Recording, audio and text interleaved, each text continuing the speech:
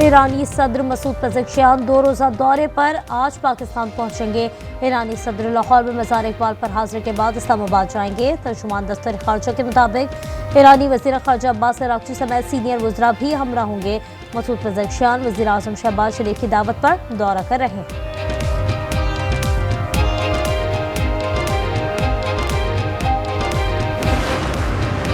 इस्लामाबाद, रावलपिंडी, बरी, टेक्सला और हरीपुर समेत बलाई इलाकों में गरज चमक के साथ तेज बारिश। नदी नालों में तुग़यानी का खतरा। बिलकित के इलाके बगरोच में ग्लेशियर फट गया। बाप बेटा जद में आकर खाई में जा गिरे। चिड़ियोर में दरिया चनाब का हिफाजती बंद टूट गया। PDMA का 5 अगस्त से पंजाब में सावन के छठे स्पेल का अलर्ट। बेशतर अजला में गुज़श्ता माह से ज्यादा पानी बरसने का इम्कान।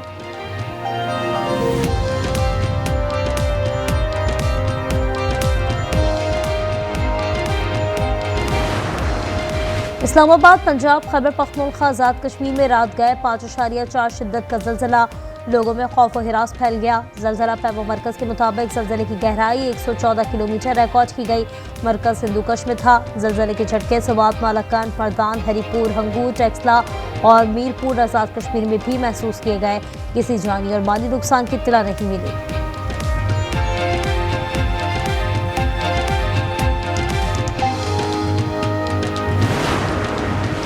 लाहौर से रावलपिंडी जाने वाली ट्रेन काला शाह काकू के करीब हादसे का शिकार।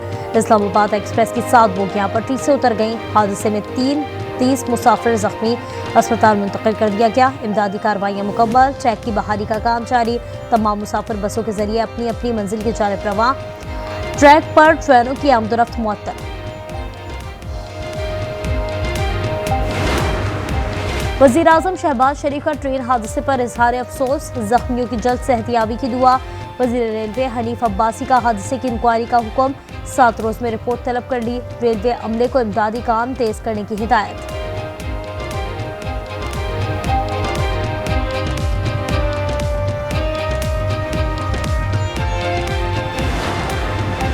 कराची में सीनियर वकील ख्वाजा शम्सुल इस्लाम के कत्ल के खिलाफ वकला का आज हड़ताल का ऐलान। मुल्ज़िम के बैरून मुल्क फरार का खदशा। पुलिस ने नाम PNIL में डालने के लिए FI को खत लिख दिया। मकतूल ख्वाजा शम्सुल इस्लाम को डिफेंस में सुपुर्द खाक कर दिया गया। और चैंपियंस लीग का चैंपियन कौन होगा, फैसला आज होगा। फाइनल में पाकिस्तान और जनूबी अफ्रीका की टीमें टकराएंगी। रोटी सेमीफाइनल में सख्त मुकाबले के बाद ऑस्ट्रेलिया को हराकर फाइनल में पहुंची। Is going to be buying oil from Russia. That's what I heard. I don't know if that's right or not, but that's a good step. We'll see what happens. I have to be very careful, so I do that on the basis of safety for our people. A threat was made by a former president of Russia, and we're going to protect our people. अमरीकी सदर Donald Trump कहते हैं, सुना है भारत अब रूस से तेल नहीं खरीद रहा। लोगों को बचाने के लिए आबदोजें तैनात की हैं। इससे कबल सदर ट्रंप ने 2 जौहरी आबदोजें मुनासिब खतों से तैनात करने का हुक्म दिया था। ट्रंप का ऐलान रूस के साबिक सदर दिमित्री मेदवेदेव के बयान के बाद सामने आया। साबिक रूसी सदर ने कहा, हर नया अमरीकी अल्टीमेटम जंग की तरफ एक कदम है।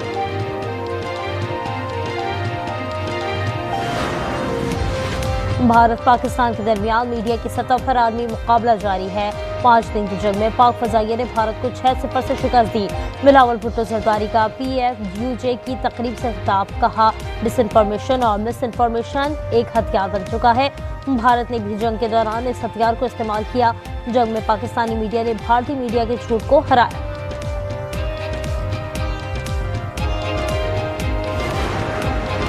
बानी पीठिया के बेटों की पाकिस्तान आने की तैयारी। वीजे की बाज़ाब्ता दरख्वास्त दे दी। कासिम और सुलेमान ने दरख्वास्त लंदन में पाकिस्तानी हाई कमीशन में जमा कराई। अलीमा खान कहती हैं, वजारत दाखिला की मंजूरी का इंतजार।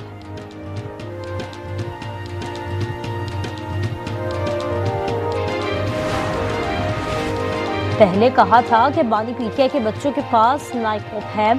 अगर ये दुरुस्त है तो उन्हें पाकिस्तान आने के लिए वीजे की जरूरत नहीं। वजीर मुमलिकत तलाल चौधरी ने अलीमा खान के बयान पर सवाल उठा दिए। कहा, अगर बानी पीठिया के बच्चों को वीजा दरकार है तो इसका मतलब है कि वो पाकिस्तानी शहरी नहीं।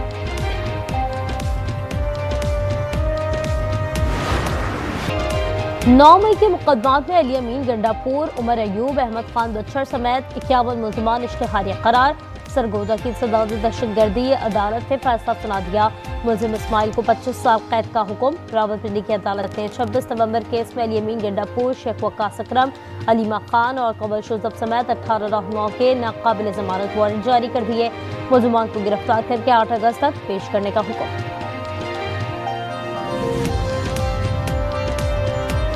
कराची में घरेलू झगड़े ने एक और घर उजाड़ दिया।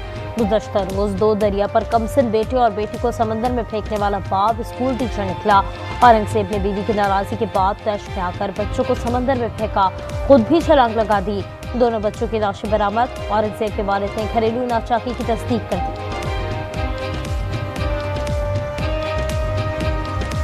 घर में नाचाकी होती ही रहती है। ये फिर अभी मियाँ बीवी में जो भी हुआ और जो मसले बने तो वो बच्चे को कोर्ट ने उनके हवाले कर दिया और ये मेरा बेटा बच्चे के बगैर नहीं रह सकता था। अपने जहन में ये बसा लिया कि अब बच्चे मुझे नहीं मिलेंगे और कोर्ट ने सुना दिया। पाकपतन में मुर्दार जानवरों के गोश्त की रावलपिंडी सप्लाई की कोशिश नाकाम। गाड़ी से 30 मन से ज्यादा गोश्त बरामद। मुलजिमान के खिलाफ पंजाब एनिमल एक्ट के तहत मुकदमा दर्ज। गोश्त तलब कर दिया। बलूचिस्तान में जमीनों की जालसाजी का बड़ा स्कैंडल बेनकाब। 11,000 एकड़ से ज्यादा सरकारी जमीन की बंदरमाल। कोयटा और हब में बाद सियासी शख्सियात की मिलीभगत से सरकारी जमीन पर कब्जे का इंकशाफ। कई ब्यूरोक्रेट्स ने भी बहती गंगा में हाथ धो लिए। जालसाजी और रिकॉर्ड में हेर फेर। नैब की कार्रवाई में भांडा फूट गया। मुलव्वस बासर अफराद को शामिल तफ्तीश किए जाने का इम्कान। एहतसाब अदालत से भी रुजू कर लिया गया। मशरिक़ी वस्ता के लिए अमरीकी खुसूसी एलची स्टीव विटकॉफ का दौरा गजा। मुख्तलिफ इमदादी कैंपों का दौरा किया और सूरत हाल का जायजा लिया। विटकॉफ ने गजा में 5 घंटे गुजारे। रफ़ा में ह्यूमैनिटेरियन फाउंडेशन के हुक्काम से मुलाकात। इमदादी मंसूबे का मुआयना किया। विटकॉफ के खुराक फराहम करने वाली इसराइली हुक्काम से भी मुलाकात।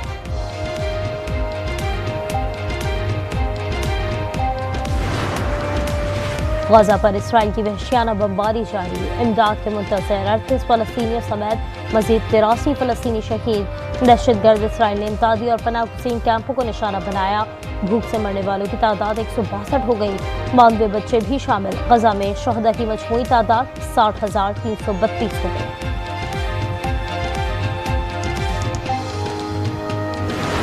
पाकिस्तान और वेस्टइंडीज के दरमियान दूसरा T20 मैच कल खेला जाएगा। पहले मैच में पाकिस्तान ने वेस्टइंडीज को 14 रन से हरा दिया। 179 के ताक़ुब में मेजबान टीम 7 विकेटों पर 164 रन बना सकी।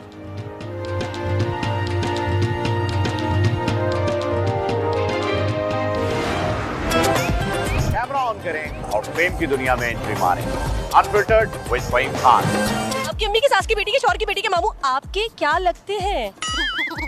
नाना लगे। अच्छा लगते हमारे को।